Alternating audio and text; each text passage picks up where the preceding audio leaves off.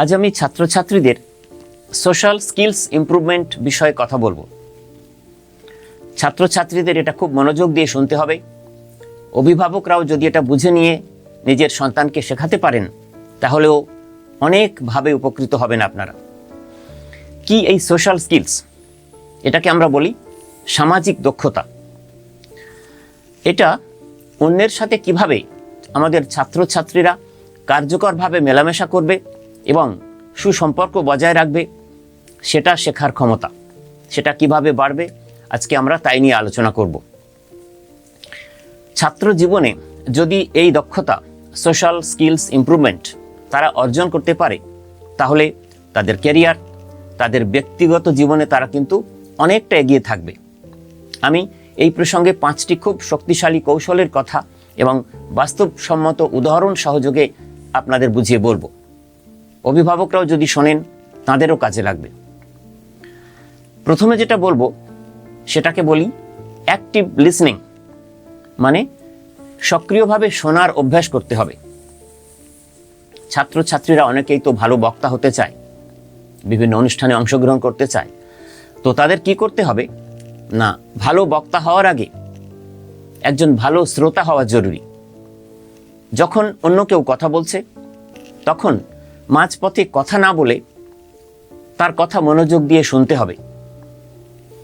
উদাহরণ দিয়ে বলি, ধরো তোমার কোনো বন্ধু কোনো সমস্যার কথা বলছে, তখন তুমি তাকে সমাধান না দিয়ে আগে পুরোটা তার বক্তব্য মন দিয়ে শোনো। কথা বলার সময় বক্তার চোখের দিকে তাকিয়ে কথা বলতে হবে, যেটাকে আমরা বলি আই টু আই কন্ট্যাক্ট। এবং তার কথা যে তুমি মন দিয়ে শুনছো সেটা বোঝানোর জন্যে মাঝে মাঝে মাথা নেড়ে তোমাকে সম্মতি জানাতে হবে। বক্তার কথা বলা যখন শেষ হবে তুমি কিছু একটা বলবে যে তুমি কি এটা বোঝাতে চাইলে। তাহলে বক্তা কি হবে, তিনি নিশ্চিত হবেন যে তুমি কি বোঝাতে চেয়েছো এবং তুমি যে সেটা বুঝেছো। মানে তুমি যে অ্যাক্টিভ লিসনিংয়ে ছিলে, মন দিয়ে শুনছিলে, সেটা বক্তা বুঝতে পারবেন। এরপরে দ্বিতীয় যে পয়েন্টের কথা বলবো সেটাকে বলা হয় বডি ল্যাঙ্গুয়েজ। আমরা যা বলি তার চেয়ে অনেক বেশি কিন্তু প্রকাশ পায় আমাদের অঙ্গভঙ্গির মাধ্যমে। এই বডি ল্যাঙ্গুয়েজ বা অঙ্গভঙ্গি এটা যদি ইতিবাচক হয় তাহলে পরস্পরের সাথে কথা বলতে কিন্তু আমরা স্বাচ্ছন্দ্য বোধ করি। কারোর সাথে পরিচিত হওয়ার সময় সবসময় তোমাদের কি করতে হবে, মুখে হালকা হাসি রাখতে হবে। অনেকে আছে দেখবে কথা বলার সময় হাত গুটিয়ে রাখে, ক্রস আর্মড বলি আমরা। এভাবে রাখবে না, স্বাভাবিকভাবে রাখবে। তাতে তোমার উন্মুক্ত মানসিকতার প্রকাশ পাবে। রিসেপটিভ তুমি যে সামনের মানুষটির বক্তব্য বা কথা তুমি যে শুনছো সেটা প্রমাণ হবে। কথা বলার সময় কারোর সাথে যখন কথা বলছো তখন অতিরিক্ত মোবাইল ফোনের দিকে না তাকিয়ে সামনে যার কথা শুনছো তার কথা মনোযোগ দিয়ে শুনবে। এরপর 3 নম্বর যে প্রসঙ্গটির কথা বলবো সেটার নাম সমানুভূতি বা এমপ্যাথি। এটা কি জিনিস না, এটা প্র্যাকটিস করতে হবে। নিজেকে অন্যের অবস্থানে বসিয়ে পরিস্থিতি চিন্তা করার ক্ষমতাকেই বলা হয় এমপ্যাথি। মানে তোমার সাথে ধরো কেউ খারাপ ব্যবহার করলো, তোমার যতটা খারাপ লাগবে, তুমি যতটা অস্বাচ্ছন্দ্য বোধ করবে, তুমিও যদি তার সাথে করো তারও সেটা লাগবে। এই যে ফিলিংস, এটা যদি আমরা বুঝতে পারি তাহলে কিন্তু আমরা সংযত হয়ে ব্যবহার করব, আচরণ করব অন্য মানুষজনের সাথে। এটাকেই বলে এমপ্যাথি। কি হয় এতে না, আমাদের পরস্পরের মধ্যে সামাজিক সম্পর্ক অনেক গভীর হয় এতে। কিরকম একটু উদাহরণ দিলে তোমাদের বুঝতে সুবিধে হবে। ধরো কোনো সহপাঠী, তোমার কোনো প্রিয় বন্ধু পরীক্ষায় খারাপ ফল করেছে। তুমি যদি তাকে না বুঝে দোষারোপ করো সেটা কিন্তু ঠিক হবে না। দোষারোপ না করে কি করবে না, তার মানসিক অবস্থা বোঝার চেষ্টা করবে।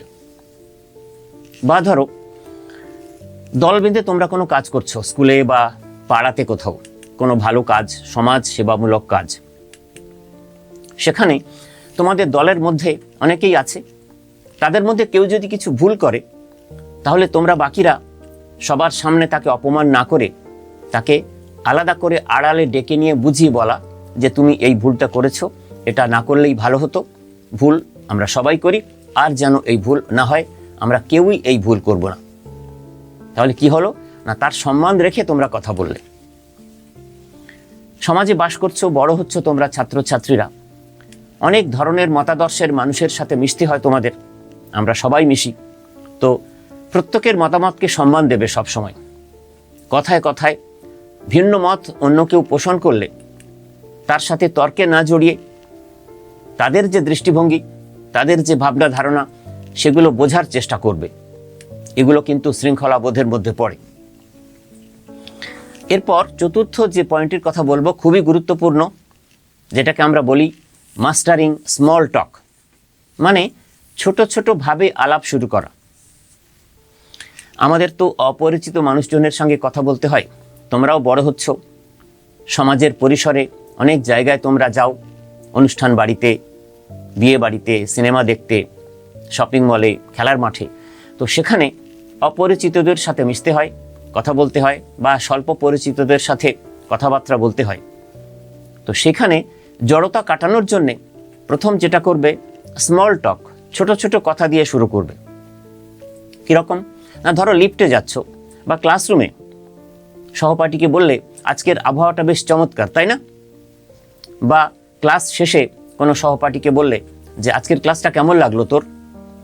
এরকম সহজ কিছু প্রশ্ন করা, যার উত্তরে সে এগিয়ে এসে তোমার সাথে কথা বলে।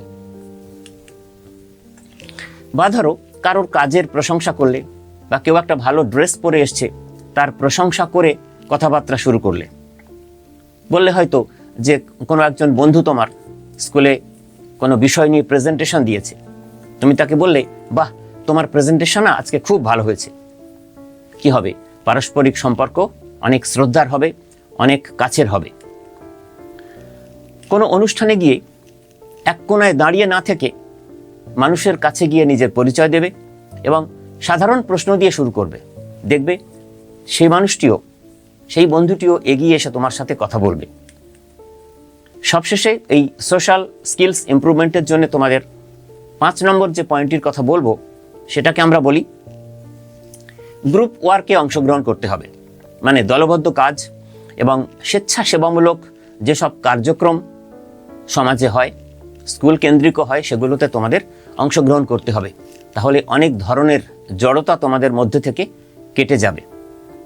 এই যে টিম ওয়ার্ক, এই যে দলগত কাজের কথা বলছি, এগুলো করলে কি হয় না, অন্যান্য মানুষজনের সাথে, বিভিন্ন বয়সের মানুষের সাথে মানিয়ে চলার দক্ষতা বাড়ে, ক্ষমতাও বাড়ে। কীরকম? ধরো ক্লাসের কোনো গ্রুপ অ্যাসাইনমেন্ট দেওয়া আছে, সেই অ্যাসাইনমেন্টে তুমি নেতৃত্ব দাও।